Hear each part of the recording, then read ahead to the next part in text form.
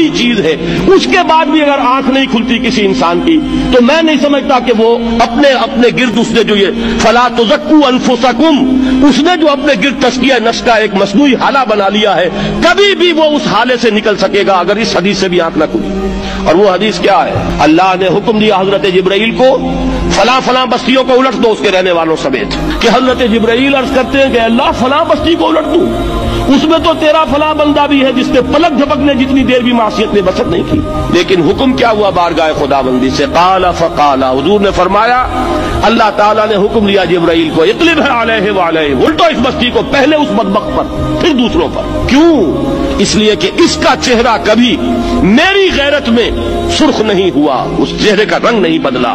बेगैरत इंसान, बदियां फैलती रहीं, मेरे दीन को रौंदा जाता रहा, मेरी शरीयत की धज्जियां बिगड़ती रहीं, ये मैदान में नहीं आया, इसका खून नहीं खौला कभी।